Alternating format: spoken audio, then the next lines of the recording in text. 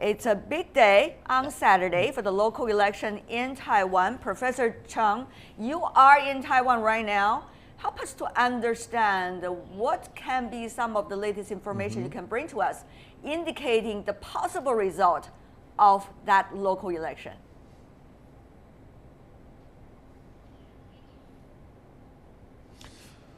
I'd say most of the people feel that it's almost a foregone conclusion, that it seems that Tsai Ing-wen is going to take the lead, and very likely she's going to win the leader's office. The public mood overall for the Green Camp supporters obviously is they're excited and they're expecting changes. But the other half, I would say, the Blue Camp are mostly concerned and they are very anxious, waiting for the almost inevitable result. But knowing full well that this result may not be the best choice for Taiwan because it might lead to more uncertainties for the Taiwan development.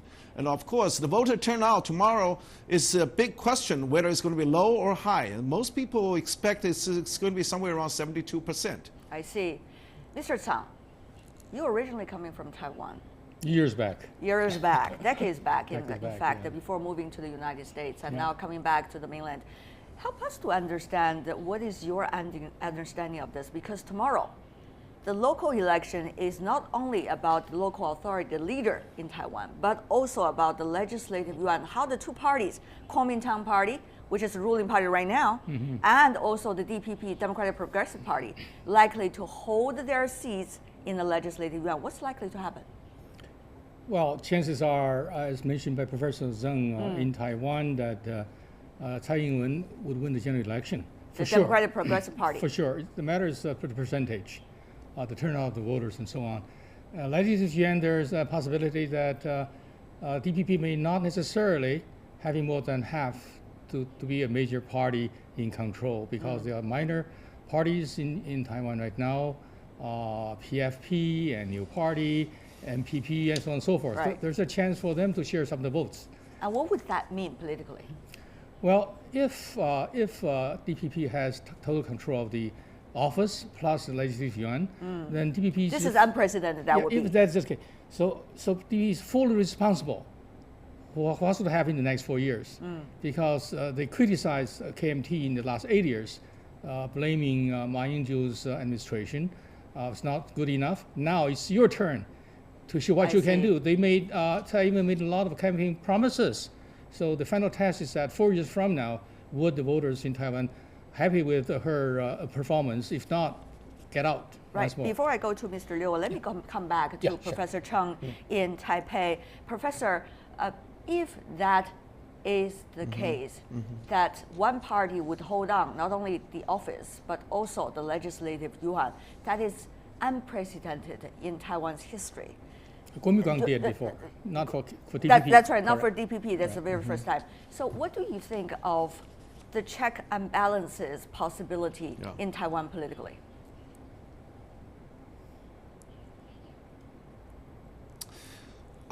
It might be a tragic situation for Taiwan. If you're going to let DPP to control both the executive and the legislative branches of the government, it could turn out to be a disaster.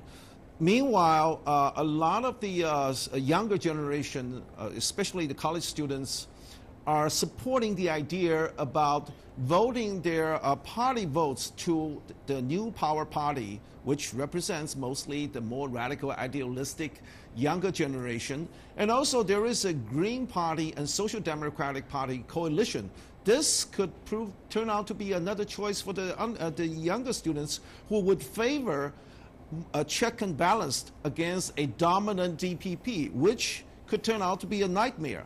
And I have to say that the paradox is that people know that they want change, but they don't want the one party that talks about change so much to be in full control of the legislature, because according to the past history, their track record is not that great. They are mostly irrational, and they could turn out to be pretty deadly for Taiwan's future development. I see. Coming to you, Mr. Liu, we talk about the local elections in Taiwan, there's only one reason we need to care about it. That is, it has to be for the good of the people generally in Taiwan. And that, of course, is also tied to Taiwan's relations with China's mainland. How is that likely to be shaped? Ms. Tsai Ing-wen, who is the leader, now leading candidate for the Democratic Progressive Party, likely to win a seat now. She promised to, quote, maintain the status quo of the cross-strait relations without giving details as to what her definition is about the status quo and what her definition is about maintaining. So from your perspective, you've been a long-time observer of cross-strait relations. Mr. Liu, what do you make of this promise? What do you think are some of the most important barometers the so-called status quo has to be about? Well, as we heard very clearly from Ms. Tsai Ing-wen during the campaign, she said at the last minute, he acknowledged the dialogues across the Taiwan streets. And he said she would stick to that dialogue, but the definition has to be more clear. As President Xi Jinping mentioned many, many times, that the most important parameter is the 1992 consensus. That is one China principle. She will be lucky to hold the power, in 2 days' time, so to speak. But soon enough, she has to make the choice. So that the temporary political rhetorics would turn out to be a clear-cut policy pronouncement. Right, that's very interesting. Professor Chung, I want to come back to you.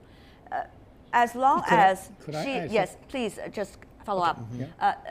Just as if she can have the opportunity to come into the office, she will have to make clear what the outline of policies will have to be.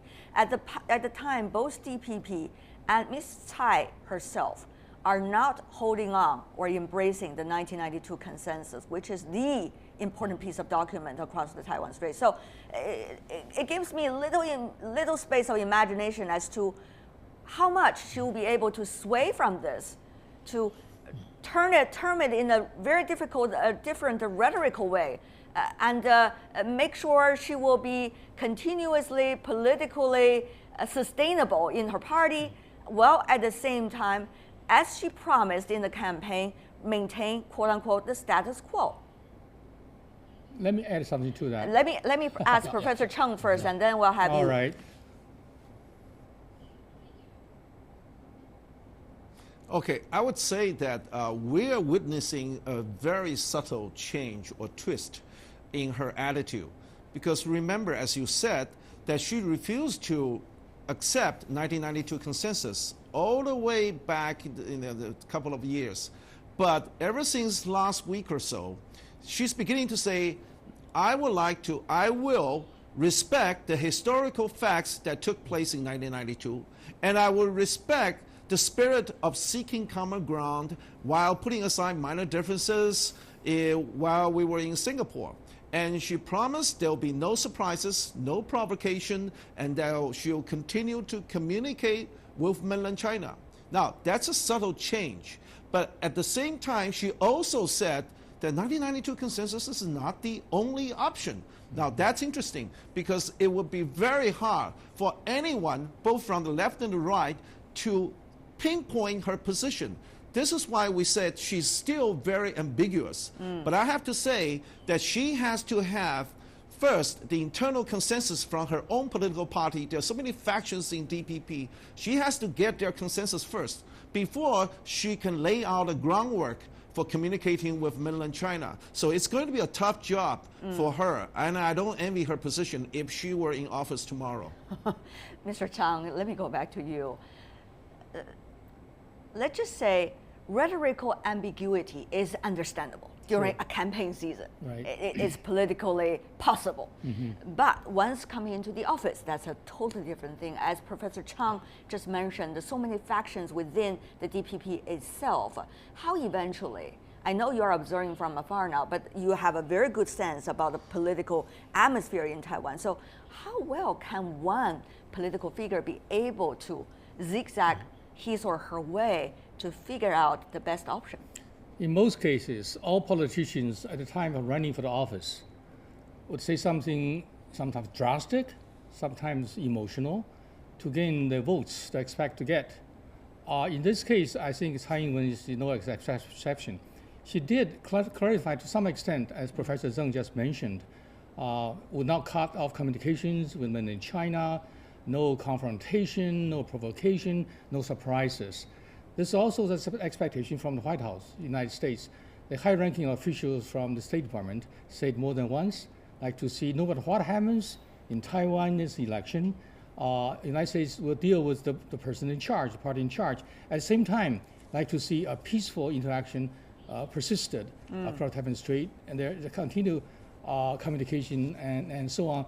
There's nothing would happen drastically to the other direction to damage the interests of all three parties, mainland China, Taiwan, and the United States. So I do see Tsai Ing-wen, after she got into office, if she got elected tomorrow, for example, between then and May 20th, she'll make some clarification. May 20th is when the local leader comes into Inauguration, the office. yeah. So she will make some clarification as to how she can proceed with maintaining status quo. Right. And I expect China, mainland China, this side, will be also cautious and wait to see what happens next. We're going to see what's happening on Saturday, but one of the things that has been facing Taiwan, not just about the election, but also about its future, is how to find its own identity. How is that related to the fate of China as a whole? And also how to face some of the current economic, technological, as well as talent challenges they are having. Mr. Liu, you know this very well. One of the quote-unquote complaints that politicians take advantage of these days during the campaign is some people in Taiwan believe there is quote-unquote too much dependence on the mainland. The economy, for example, trade and also investment, the talents from Taiwan going to the United States and they don't come back to Taiwan anymore, they go to China's mainland, and also business people doing investments in the mainland. So what do you make, coming from the mainland's perspective, of this reality? And what do you think, how people in Taiwan should look at it as its link with its own identity? My understanding is this: the economic relations across the Taiwan Strait, started from the trade, then from the investment. Now it comes to industrial cooperation. All these three factors have been working together to create such a scenario from which Taiwan as a local economy, or an economy, so to speak, has to be integrated with the international community. China is one major part of the global chain, the global economy. So there's no way. The more economic and trade relations between the two sides of the straits, the more political dialogues would have to come into the stage, because more, economic relations needs more political dialogues, consultation. This is a choice. So as Ms. Tsai Ing-wen said, the 1992 consensus is not the only option, but I see she has no more options, because the deadline or the red line is already drawn. I think everybody is clear. Once the red line is crossed, there will be no return. I see. Professor Chang, what is your sense? How Taiwan finds its own identity in a globalized world, and in a world in which China's mainland is developing very fast, and there has been a lot of enormous amount of interchanges between the two sides of the cross the straits?